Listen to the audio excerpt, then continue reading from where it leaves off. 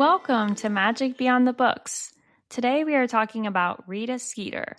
I'm Renee, and I have a guest host on the podcast with me today. Do you want to introduce yourself and give your Hogwarts house? Hi, I'm Jessie. I'm a Hufflepuff. And warning, there are Harry Potter spoilers in this episode. So, do you want to take us away with the character summary? Yeah. Rita Skeeter is a journalist who writes articles for the Daily Prophet and Witch Weekly. She covers Harry's participation in the Triwizard Tournament and writes the first biography of Albus Dumbledore. She is also an unregistered animagus. She can turn into a beetle. Okay, so we're going to get into Rita Skeeter, but before that, let's do our listener question of the week. So this is in reference to a previous episode. How do Veela procreate?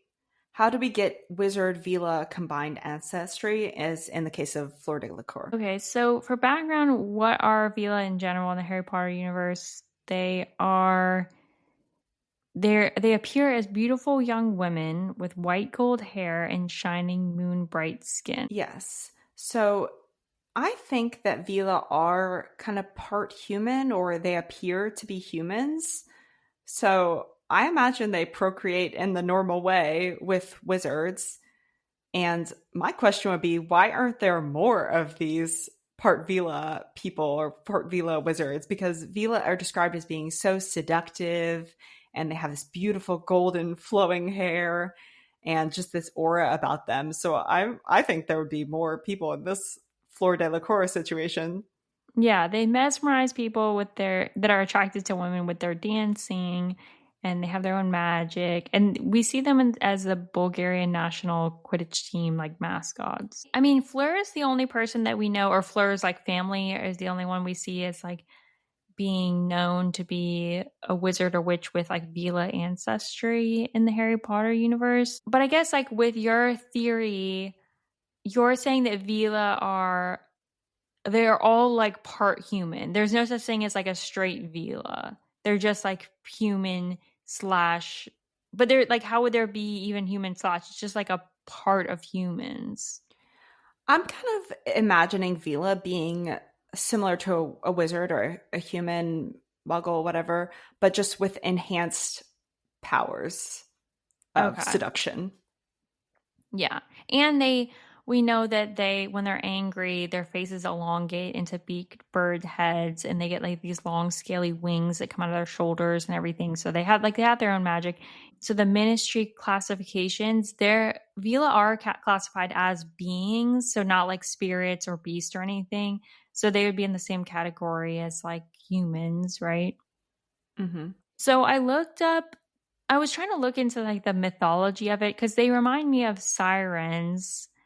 Right? Are you familiar with sirens? Yes. And sirens also exist in the Harry Potter world as a separate creature, right? Yeah, they're categorized as a like subspecies of mer people that live in the water. So, and they're unrelated to Veela. So Veela are not sirens exactly like as in the Harry Potter universe. But Veela, there's no known male Veela. They do sometimes marry and like procreate with wizards. But as far as Veela, like in the world, they're part of Slavic mythology and described as fairy or nymph-like creatures who live in the water and have power over storms. And they may be ghosts of women who drowned, especially those who are betrayed by their lovers. In Serbian folklore, they're maidens cursed by God. And then in Bulgarian folklore, they're girls who died before they were baptized. Scary stuff. Yeah. In Poland, they say that they're young girls floating through the air, atoning for their frivolous past lives. So a lot of like, ghosts or maidens or like some other form of women from a past life, or a girl from a past life who's had some sort of suffering or whatever the case, and then they get created into this like Veela form. It's interesting that Veela are something from real life mythology. I saw that too, that this maybe originated in Bulgaria, which makes sense that they're the mascot of the Bulgarian Quidditch team. But the Veela is inspired by a real life myth. Yeah. So my stance on this question is I'm taking it from mythology. I'm thinking that how they're getting created by some other like other way that's not sexual intercourse, Like a where they're, supernatural force. yeah, some supernatural force of, like, let's say they used to exist as a real girl that something happened to, or like whatever the case, and then they get created as a Veela. And so I'm not saying that they're a ghost or anything. They're just like a new being that gets created out of the magic of something that happened in a past life or whatever. And then they go on being Veela. So they're not being created like they're born as a baby or anything like that. And then I think you get like the half. I think that's how you get around like there being no male Veela. They're just like appearing, and then the only way you're getting the half human, half Veela is when those Veela women are like mating with a male wizard. In my mind, if a Veela woman and a male wizard have a child together and it's a male, the Veela is like a recessed gene that could pop up again in the future. Yeah. So you're saying that if a Veela and a male wizard procreate and they have a daughter, they're automatically a Veela, not a witch. Part Veela. I don't know. This seems very complicated. I'm not a geneticist scientist.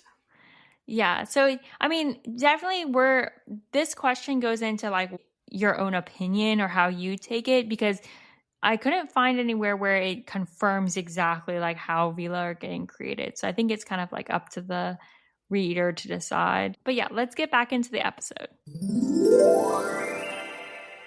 Can I tell you my two favorite things about Rita Skeeter? Yeah, go for it.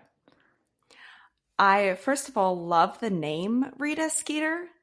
It's kind of hard to say, but I feel like Rita Skeeter phonetically, that sounds very aggressive, like Rita Skeeter, and sounds like she's kind of skeevy or something. So I feel like the name just like drives home the character.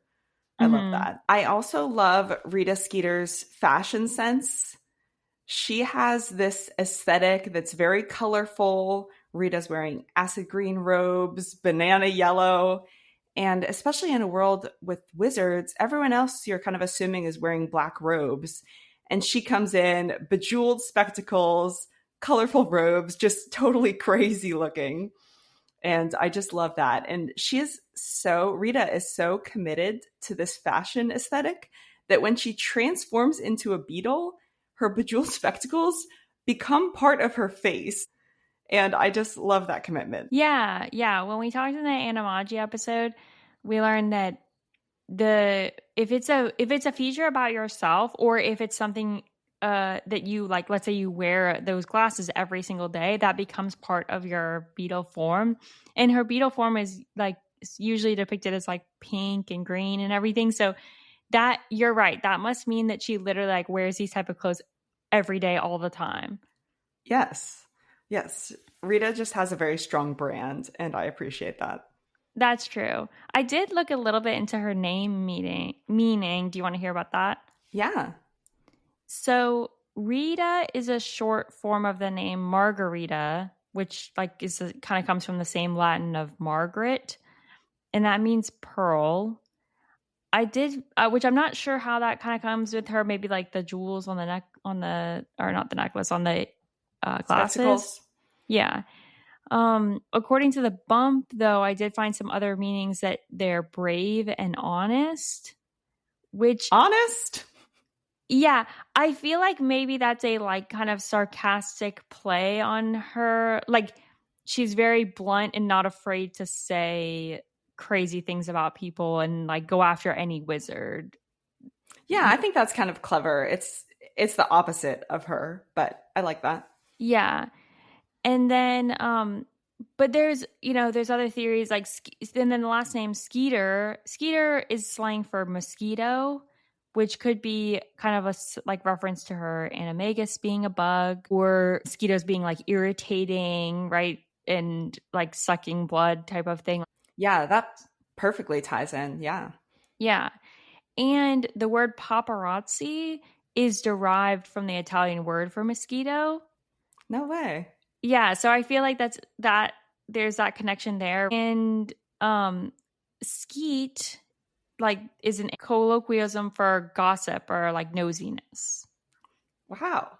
See, I knew. I didn't know the science behind the language, but I could tell Rita Skeeter was spot on for this character. Yeah, there's definitely a lot.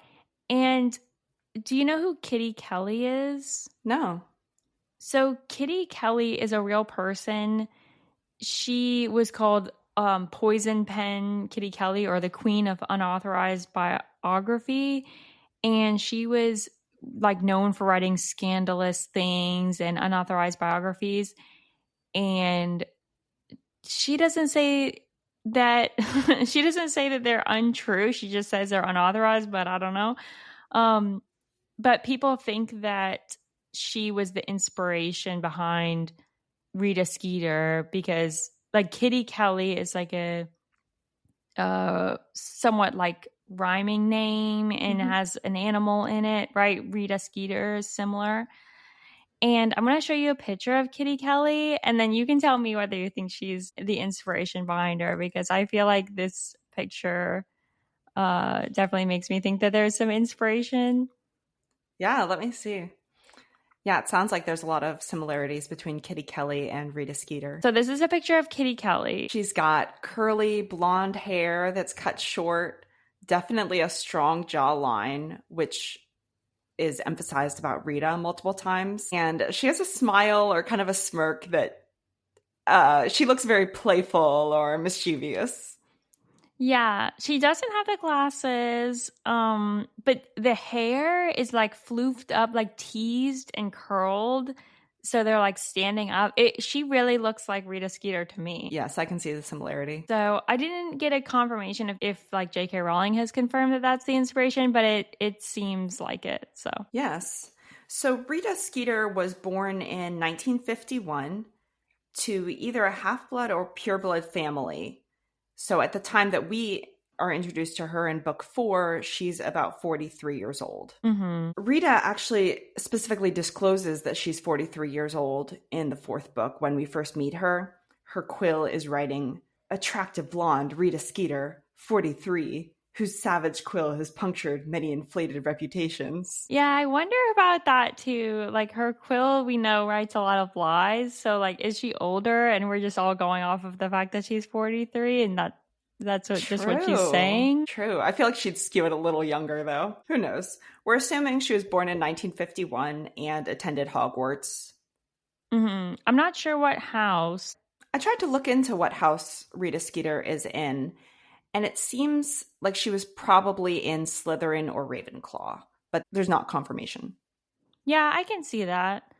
I can definitely see like the ambition coming from Slytherin. I could even see like a little bit of Gryffindor, probably. Not definitely not Hufflepuff. Yeah, I can see the Ravenclaw. I don't think she's what people would immediately think of as a Ravenclaw, but she definitely seems smart and business savvy and writes a lot. You know, I think those are some traits that are associated with being smart. Yeah, I mean Gilderoy Lockhart is a Ravenclaw. I think people sometimes get caught thinking that the houses are like one thing, but there could be multiple types of Ravenclaws, right? Yeah, if you're a Ravenclaw, you're not just a bookworm goody two shoes. Like you could be smart and use your powers for evil too. Exactly. Or you could be a bookworm good at two shoes and be in Gryffindor like Hermione. Exactly. And I can also see the Slytherin connection for Rita Skeeter because later when we meet her, she has this closeness with the Slytherin students and is getting a lot of gossip from them. So it almost seems like there's something there where she has that in common with them. Yeah, like she's an alum and talking to the current students. And she wears a lot of green. True. So in the last episode, you spoke about the Slug Club.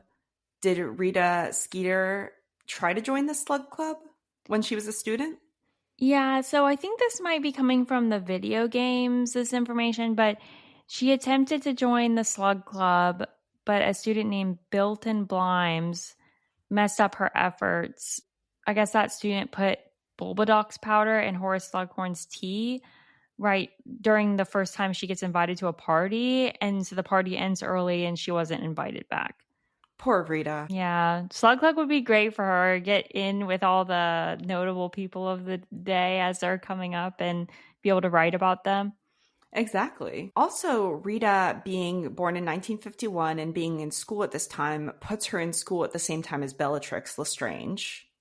Yeah, she would have been the same year. And then in I think a year after Molly and Arthur. So she would have been like at school at the same time as Molly and Arthur and Bellatrix. And Yes. potentially other Death Eaters. But if Rita and Bellatrix were in school at the same time and potentially were both in Slytherin, do you think they would have been friends? I don't know. I mean, I think Bellatrix would have interested Rita as a subject because Bellatrix is highly intelligent and ambitious. I feel like I can see her as a popular girl ringleader, getting other students to do things probably. So I don't know, but I don't really see them as like besties. I don't see Bellatrix and Rita Skeeter being friends at all because Rita is very selfish in her motives and she's kind of flighty. You know, she'll pretend to be best friends with someone and then move on to whatever suits her. Whereas Bellatrix, she's pure evil, but she is devoted, she is loyal, she is like sticking to a cause. I definitely wouldn't call her selfish. So I think just foundationally, they have some differences. Yeah, that's true. Bellatrix is high on the loyalty scale. Like she could have been a Hufflepuff or a Gryffindor because like she would rather go to jail than renounce Voldemort. So I can see that them being very different in that way. And Rita Skeeter is loyalty level 0. Yeah, Rita Skeeter is I don't care who you are, I'm going to come after you. She like it goes out of her way to backstab people and sabotage people. Yeah, but she does go around saying, she says that she's super close with Harry, even though Harry doesn't like her at all. So, yeah, she's very two-faced. And she would also be in school at the same time as Molly and Arthur Weasley. She'd be just a little bit younger than them. Yeah, which I doubt Molly and Arthur would want anything to do with her. Or she would want anything to do with them. In my head, Rita Skeeter is like on the school newspaper, and so is Arthur Weasley. And Arthur's trying to sneak in columns about like Muggle news and Muggle information, and Rita is just shooting down and like being that typical character of like the school newspaper bossy girl who's like shooting down everyone's ideas. And Arthur's like, can't we just have an article about Muggles? Yeah, I'm getting a vision in my head of like Gilmore Girls, Paris as being the Rita Skeeter. Rita Skeeter, yeah. Yes. With Molly, I can see Molly Weasley entertaining Rita Skeeter a little bit. Like they wouldn't be best friends, but maybe they sit at lunch together every now and then. And Molly likes the gossip and likes to hear what's going on. She's not going to tell Rita anything personal, but she'll like, listen to the gossip a little bit. Later, it's referenced that she reads Rita Skeeter's newspaper, I think. So, or Yeah, she occasionally. she reads the Witch Weekly magazine that Rita Skeeter sometimes writes in. So I can see them having a surface level friendship in school. Yeah, service level definitely. And then so she's in Hogwarts, and then at some point she becomes an animagus beetle. It's not really clear. I don't think when that happens exactly, or if like she must have done it secretly because she's unregistered. So she figures out a way, and I'm not sure if she did it specifically for the journalism. It kind of seems like it is because she uses it heavily. Yes, she definitely uses it heavily in her career, her ability to turn into a beetle. But I can imagine she just did this for fun, just to spy on her friends and spy on her neighbors. Yeah, I'm very interested in the Rita in her personal life because we really only get her as career oriented. So like, is she just a gossip spreader just in general from childhood? Like 100%. Always? Okay. I can see it. So she naturally became an author and a journalist. Yes. Here's some things that she's done. She reviewed the Quidditch Through the Ages by Kennelworthy Wisp and wrote, I've read worse. And she was a court reporter during the Death Eater trials in the First Wizarding War. We know that. That's how she knows more about like Ludo Bagman and Barty Crouch Jr. and everything. Because in the books, we see a little flashback and it's mentioned that she's present there. Yeah, that was in the pensive in book 4 when Harry, sneakily goes in. we know that she covered the International Confederation of Wizards Conference in the summer of 1994 because that's where she describes Albus Dumbledore as an obsolete dingbat.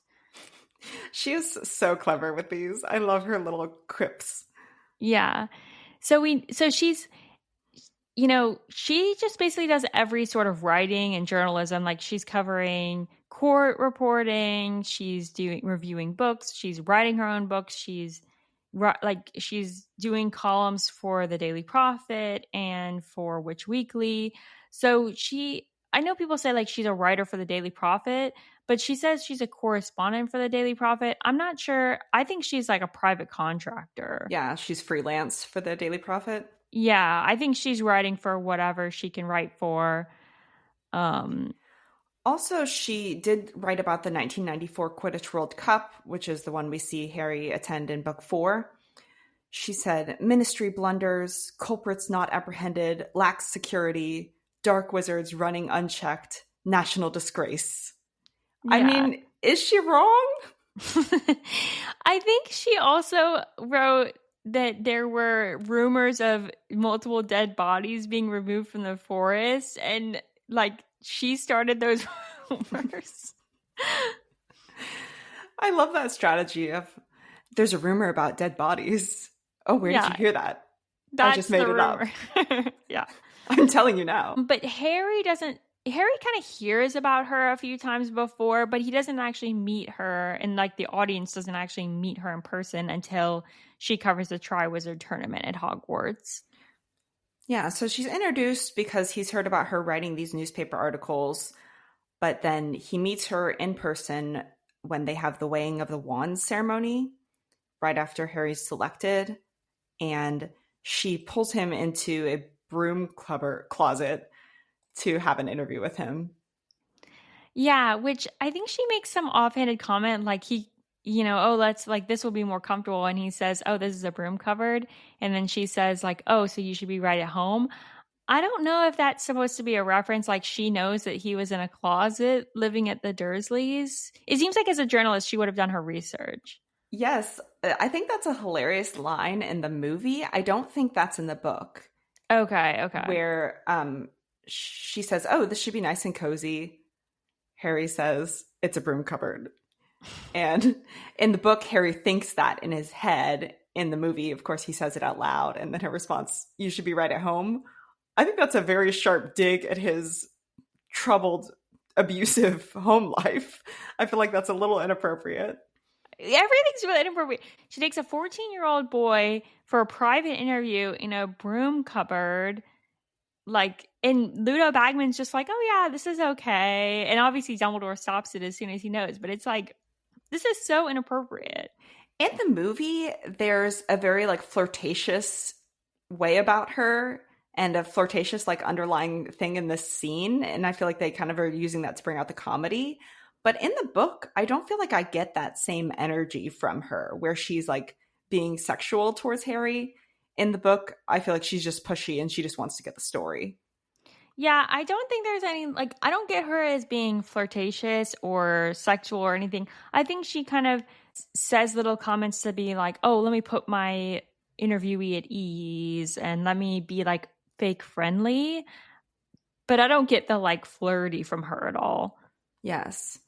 So in this first scene, they're sitting in the broom closet and Harry doesn't know what's going on. He's seeing the quick quotes quill for the first time, which Rita doesn't even need to write with it. Like it's writing on its own and just picking up things and kind of embellishing the story in her voice. Mm-hmm. And this is so frustrating for Harry. And I feel like the quick quotes quill is a physical manifestation of this like lack of control that Harry has in his life. So Harry, he can't control that he's stuck with the Dursleys. He can't control that he's pulled into this tournament. He can't control his fame. And just his life, at this point, it feels like it's really spiraling in book 4. And then here's this quill that's writing these crazy quotes that he's not saying. And he just has no control over this situation and how quickly it's escalating. And I feel like there's just a lot of clever symbolism there of like, this quill represents so much more to Harry in this scene. Yeah, that's an interesting take. And I think that's true. Especially, book 4, he's fighting with Ron because Ron doesn't like that he was selected, and he's at a peak point in his fame because obviously he's the boy who lived, but then he's getting picked for the tournament, and then there's all this like underlying dark stuff going on that's kind of giving him unease. So there's just like a lot of powers at work, and he's just at a kind of a low point, and then this happening, and then later this getting published, which again, like the movie doesn't really show a lot of this, but all the people are like quoting this article at him, and he feels awkward after this gets published, like because she says that he cries and everything, which doesn't happen. Yeah, and the Slytherins use this against him. And throughout the entire book, they're quoting this interview to him and making fun of him. So it really just goes the worst way possible. Yeah, and this starts a rift with him and Cedric a little bit. I mean, obviously, I mean, maybe it doesn't start because Harry getting selected, but then Cedric doesn't even get mentioned in the article. So I think that kind of exacerbates the some dislike from Cedric's end towards Harry, which Harry didn't mean it that way, right? But I think that's more like Cedric feeling a little bit hurt. Yeah, definitely. It puts a rift in his relationship with Cedric. I have a couple quotes from this initial meeting with Rita. Mm-hmm. Rita says, "Champions have died in the past, haven't they?" said Rita Skeeter briskly. "Have you thought about that at all?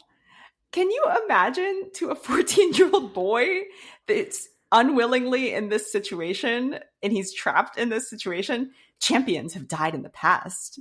Thought about that? Yeah. Have you thought about dying lately? Insane. And then she also goes about Harry's parents. "How do you think they'd feel if they knew you were competing in the Triwizard Tournament? Proud? Worried? Angry?" It's just so inappropriate to be asking him about this. Like, she doesn't even know him. Yeah, the bringing up the parents was like a low blow. Yes. And thankfully, Dumbledore comes to the rescue in the scene. Dumbledore just opens that broom closet, yanks Harry out, scowls at Rita, and Rita and Dumbledore have a little back and forth where he's like, "Oh, I saw you called me an obsolete dingbat." And she's like, "Well, sorry."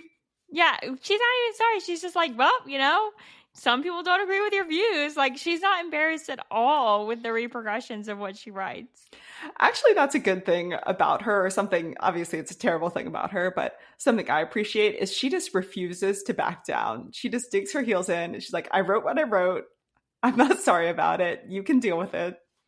Yeah, it's interesting because later, jumping ahead a little bit, but later when they talk, when she ends up writing that interview for Harry, she's excited to write the interview, but obviously the interview where he's exposing a bunch of Death Eaters, she's unafraid.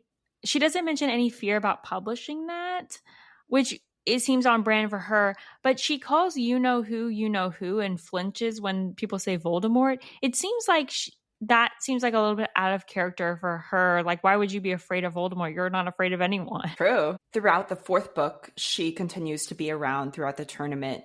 And a really low point is when she interviews Hagrid and publishes this terrible story about him, calling him a bad teacher. And this would be Hagrid's first year as the Care of Magical Creatures. No, it's his second year. No, second year, yeah. But yeah, like very early teacher. Very early. And Hagrid, throughout this story, has these wretched blast-ended scroots that are just driving the students crazy. And Harry is trying to be a good, loyal friend to Hagrid and put up with this blast-ended scroot nonsense, but it really is dangerous to the students, and Rita exposes this. Yeah. She does interview, like Hagrid willingly does an interview with her, and she doesn't really seem interested and doesn't publish the interview. She later publishes when she overhears him expose his giant background and stuff, and then she publishes it all together. Just to be clear, like he doesn't tell her, for the audience, it's not like he told her that he was a giant or like bad things. She did an interview with him and then kind of like flipped it and used some of the information from that and other information against him, which is terrible. Yeah, because during the Yule Ball, she's in her beetle form spying on him and his conversation with Madame Maxime, which is where she's getting more information. Yeah, and as you mentioned before, the Slytherins, Dumbledore prohibits her from going on campus, but she sneaks on as a beetle, and then the Slytherins talk to her as a beetle and give her more information about things, and that's how she gets information for a weekly article about Harry and Hermione and other things. Also, throughout this story, she's staying in Hogsmeade, it appears. Maybe she's staying at the inn there. And so Mhm. when the students are doing their Hogsmeade field trips, she's there and can connect with the Slytherins there too. Yeah. Yeah, they show her having some run-ins in the Three Broomsticks with the trio. But I think Harry, he feels, bad about his own interview and how he was portrayed. But Harry feels 10 times worse about Hagrid's interview or Hagrid's publication. Yeah, Harry definitely like cares for Hagrid, and Hagrid's just a nice guy. Like Hagrid's not really after anyone unless you're a terrible person. So it sinks to like take advantage of someone who's just being nice to you, right? Exactly. I love how Hermione reacts to Rita Skeeter. Hermione, I guess, initially is unbothered by this, or she's like, whatever, ignore the Slytherins, hold your head up high. We know this is untrue. We know this lady just made up this stuff. And Hermione is just so strong willed for a 14-year-old girl that you would think would be insecure about, gossip being published about her in a national newspaper. She is so strong. And I feel like a lot of these scenes or storylines with Rita bring out the best parts of Hermione that we really love as readers. Yeah, I mean, are you gonna say that her kidnapping a woman and blackmailing her is one of the best parts about Hermione? Exactly. Hermione takes it a little far, but she is just very strong willed about not letting this get to her until, it eventually does really rub on Hermione and get to her.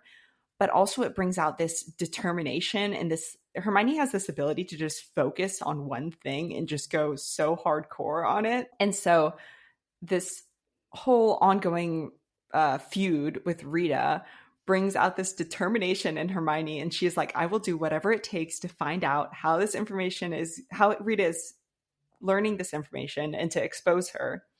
And Hermione has this personal vendetta because Rita is kind of portraying Hermione as a tramp, or like, oh, she's just clinging to fame and she's flirting with Harry Potter and using him, and she's also flirting with Crumb. And I don't know what Rita thinks Hermione's just seducing all these famous men, boys. Yeah.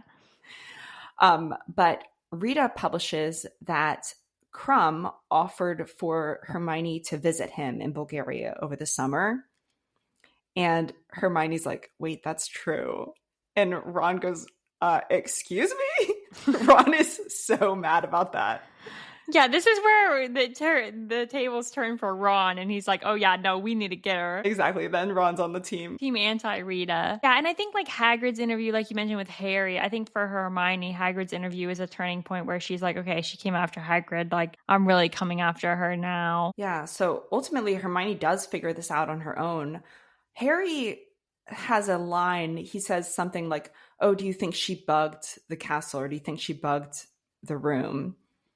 And Ron doesn't understand what that means. Even though his father's obsessed with Muggle stuff, I feel like at home Arthur Weasley is watching some true crime shows and knows what bugged means. Bugging. But Harry has to explain this for Ron and probably for the child reader, what bugging means. And then Hermione goes, oh, wait, and runs off to the library, or runs off, and she realizes Rita is potentially transforming into a bug and literally bugging every room that they're in, every major event that the school has. Yeah. Yeah, they don't show this in the movies. I think this whole plot line gets left out of the movies, right? Like they don't even show that Rita Skeeter's a bug. Yes, this makes me so mad. They don't address this at all. It's just her initial interviews and the prophet story, but they don't come back around to how she's getting her information and the whole storyline about her being an animagus. Yeah, which is a big point. And it also is Hermione, like throughout the book, it's even more so. I mean, we're just kind of like getting the high points, but the Hermione goes to Mad Eye Moody and asks him if she's wearing an invisibility cloak, because Mad Eye would have been able to see her, obviously.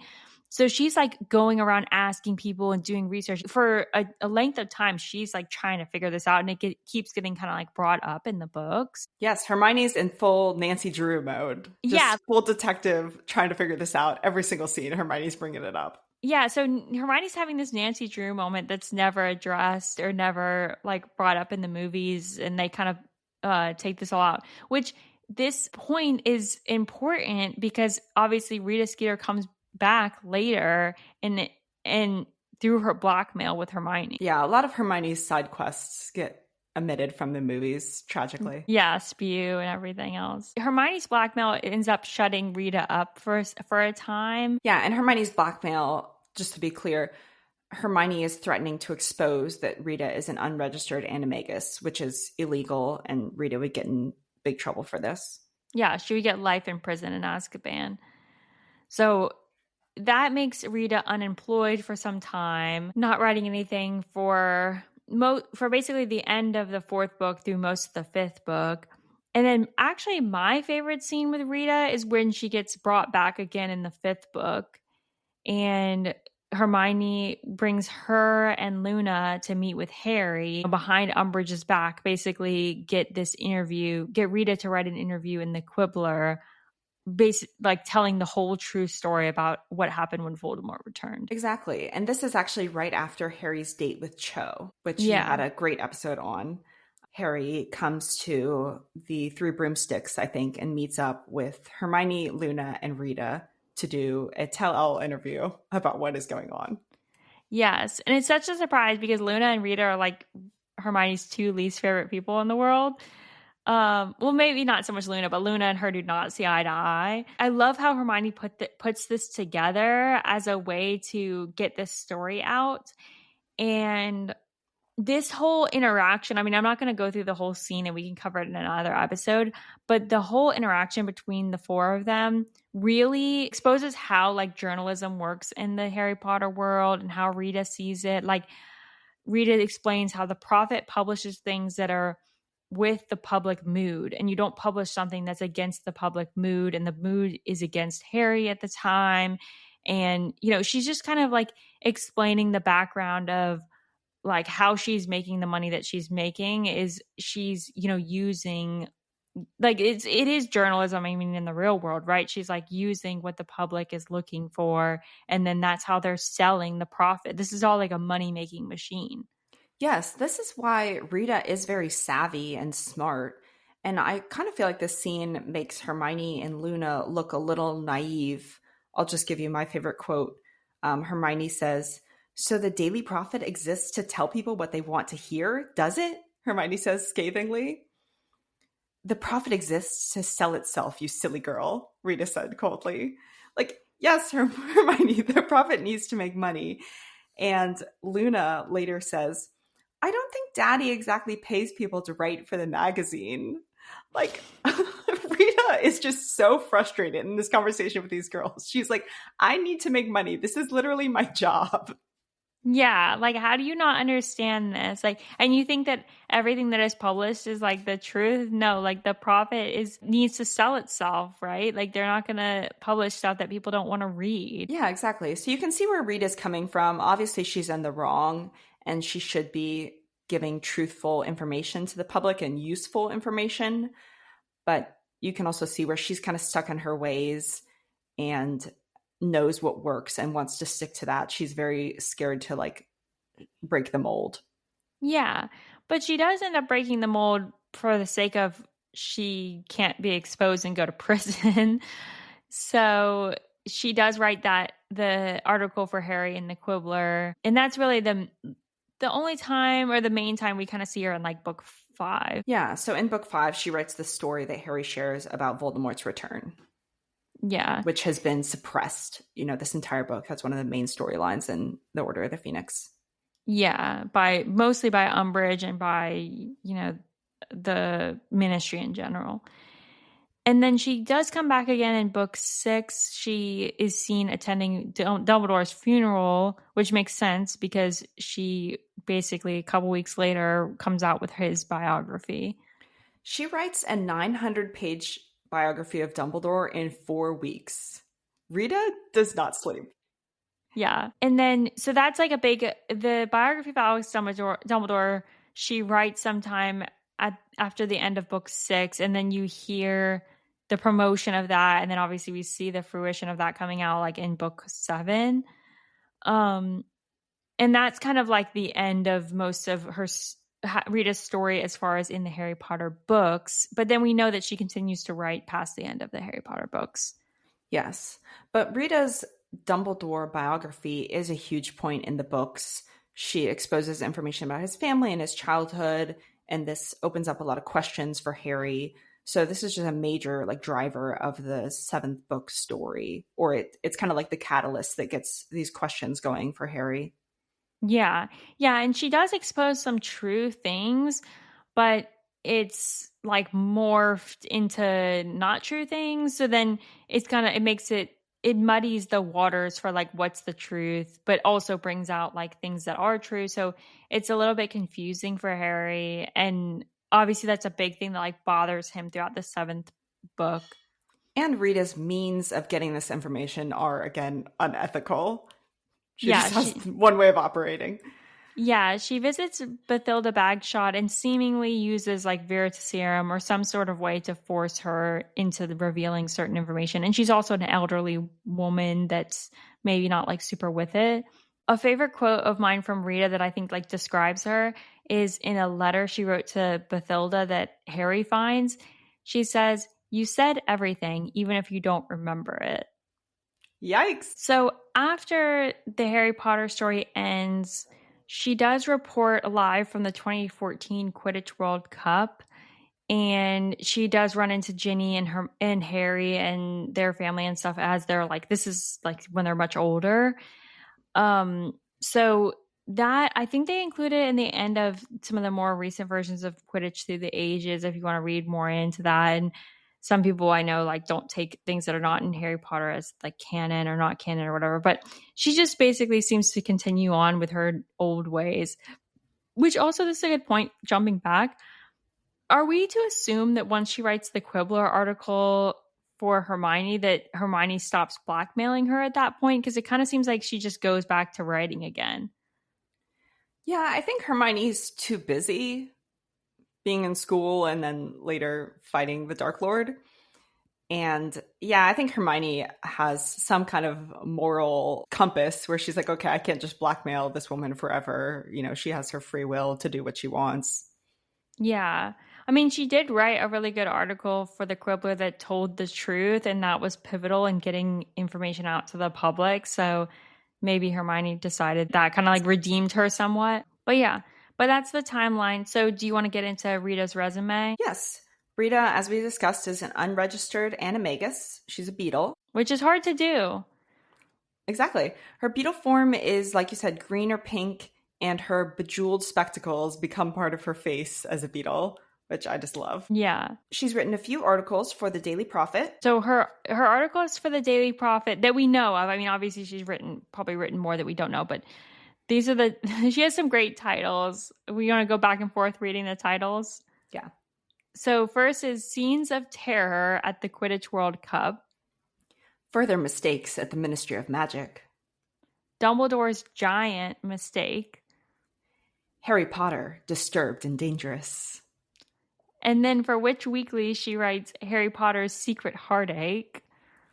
And in the Quibbler, Harry Potter speaks out at last, the truth about he who must not be named, and the night I saw him return. Yeah, so good. Catchy titles. I would read these articles. Yeah, she's great at the little like grabby titles to get you to want to read more. She's Quidditch commentator for the World Cup games, and then her books also have great titles. So she does the biography of Armando Dippet. It's Armando Dippet, Master or Moron. Do you remember who he is? No. Who is he? So he is the predecessor of Albus Dumbledore as headmaster of Hogwarts. Yeah. So maybe he was after Phineas Nigellus. I'm not sure if there was someone else in between there.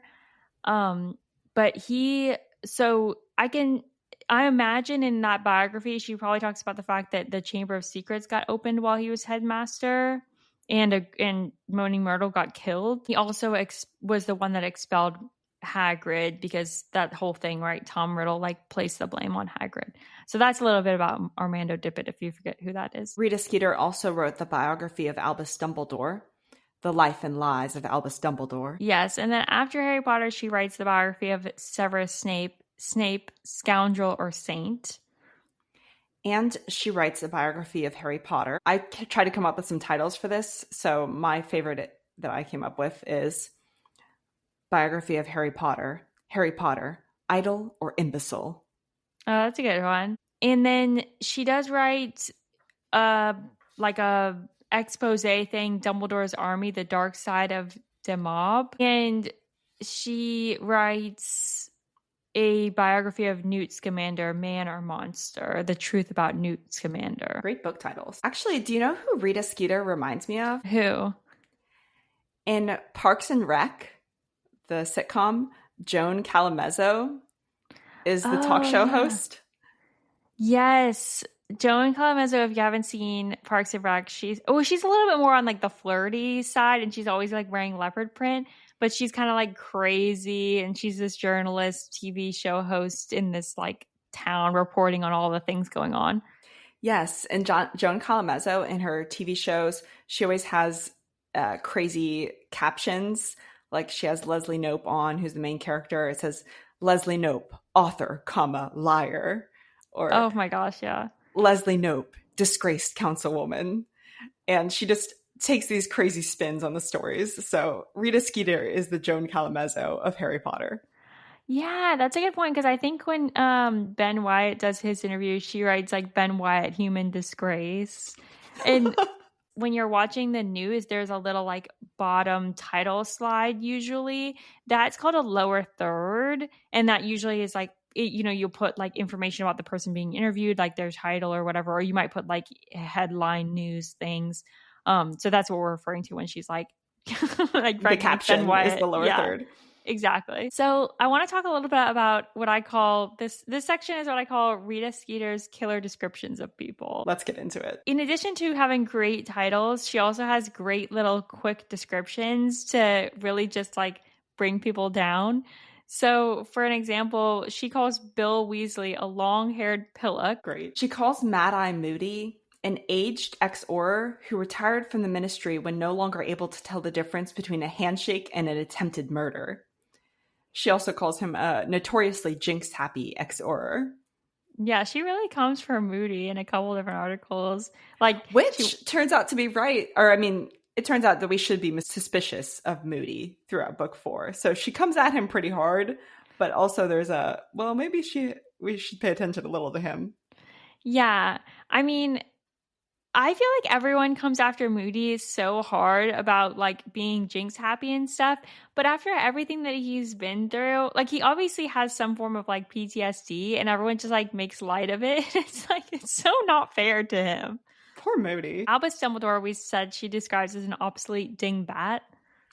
Harry Potter, she calls unstable and possibly dangerous. Yes. And one of my personal favorites, she calls Hermione Granger a plain but ambitious girl. Oh, Rita, so mean. Do you want to get into theories about Rita Skeeter? So there is a theory that Rita Skeeter writes the story of Harry Potter that we read as the pseudonym JK Rowling. Yeah, I guess the theory is that she like got banished from the wizarding world and has to figure out a way to write in the muggle world. So she brings this story of Harry Potter to us. Do you think J.K. Rowling is Rita Skeeter? I don't think so. I mean, I think this is like a fun little theory, but she wouldn't write so lovingly about so many people, and she wouldn't give us like the true story of Harry Potter. Exactly. The tone of the writing doesn't match at all. Yeah, based on the tone, it doesn't match. There are other people in the journalism world that she probably could be. Like we talked about, like she could be Kitty Kelly or something like that. But I don't think JK Rowling. Now let's get into fan casting. I love her outfit in the movie, but Miranda Richardson plays Rita Skeeter, and I don't exactly love this casting. Yeah, I don't think the casting lines up. Nothing about like I think she played the role fine, but I don't think like the look and the casting is exactly lines up with like the way she's described. Because she's described as kind of looking kind of crazy. I mean, her outfits are wild, but also her face. She has like a heavy jaw and penciled eyebrows, and she's just supposed to look more like a caricature and a little more out there. And I feel like Miranda looks too normal. She's too, like, Miranda's almost like too pretty and too like normal looking. Yeah, she like should stand out more and not like as aggressive. Like you said, like a little bit more like flirty than aggressive journalism. But yeah, but maybe let's get like nail down the description. So the description from the books, like we said, she's 43 years old, blonde hair, quote, set in elaborate curls, or they say like curiously rigid curls. So she's like doing the curls with the curlers and like spraying that down with hairspray. And they say that the curls contrast with her face, like I said, heavy jawed, heavily penciled eyebrows. She's described as having 3 gold teeth. I didn't remember that, but that is wild. Yeah. It's in the book. 3 gold teeth. 3 gold teeth that Harry sees. She has thick fingers and mannish hands. They talk about her having a strong grip. Like her iconic part of her look is her jeweled spectacles.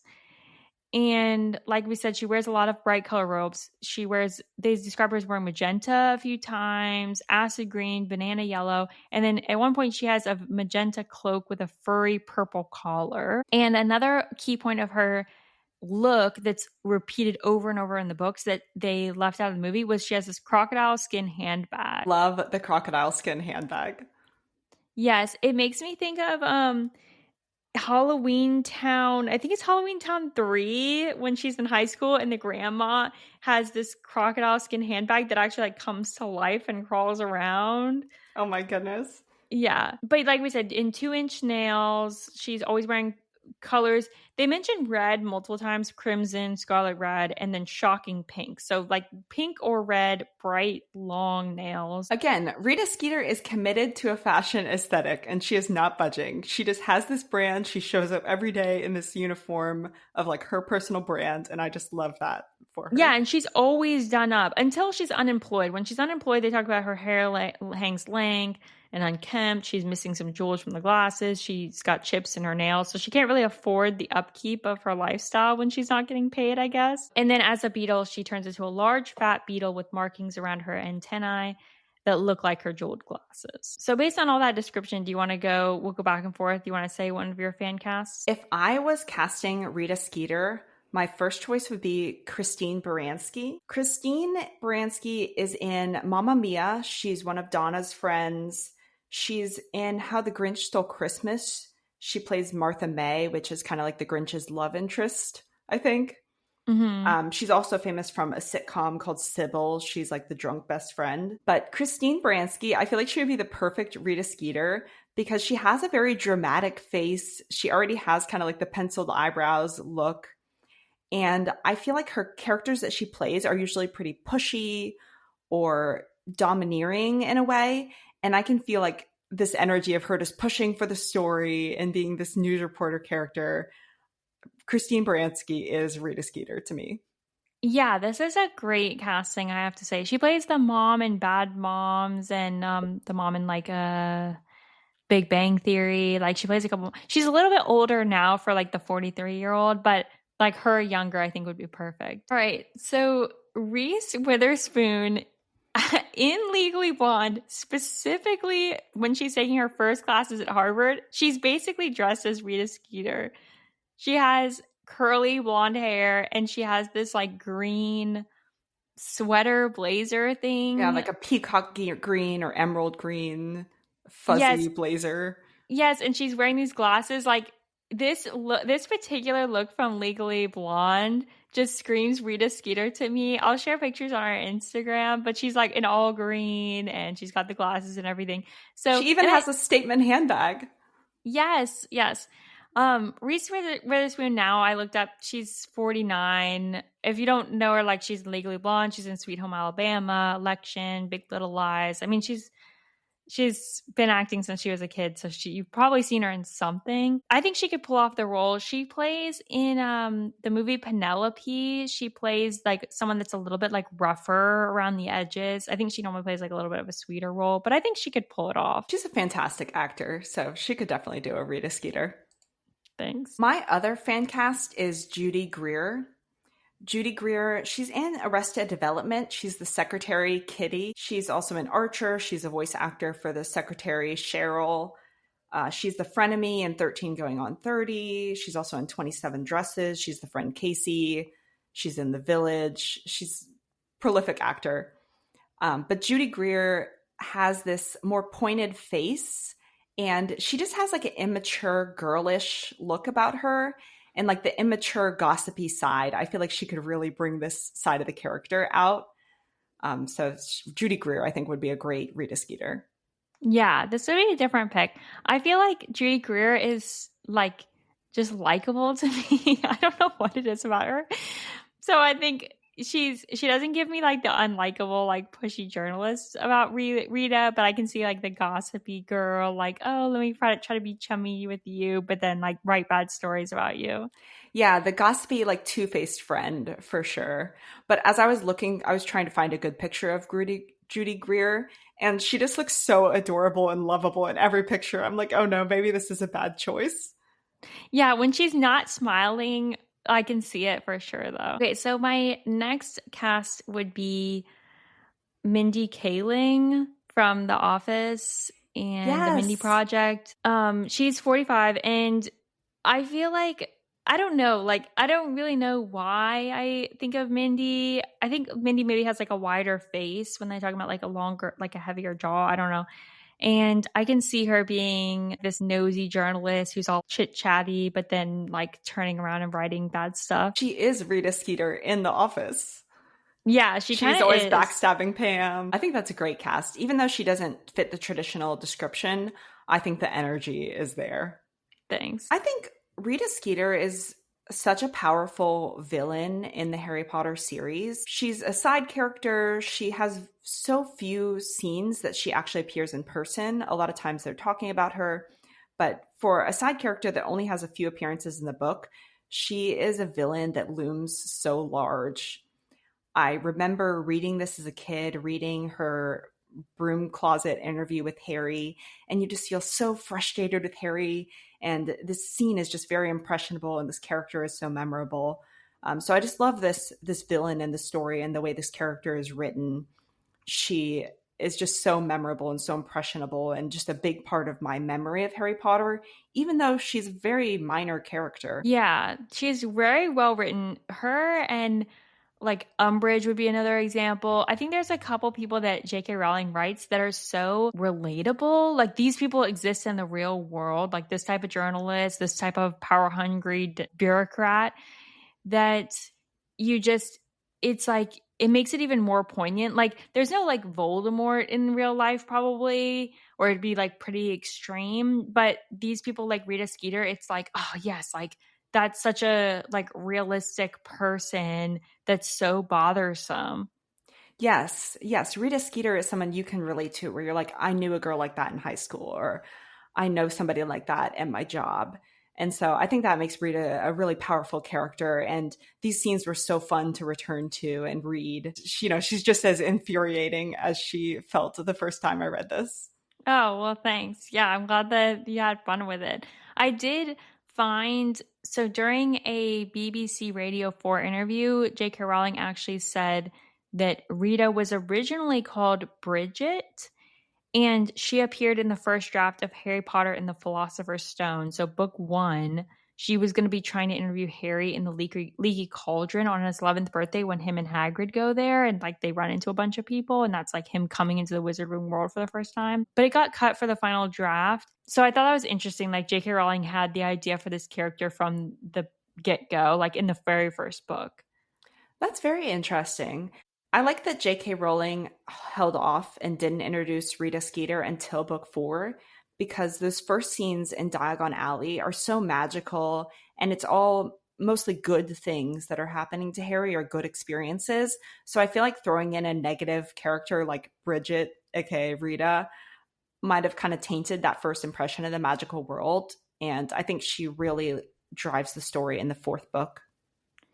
Yeah.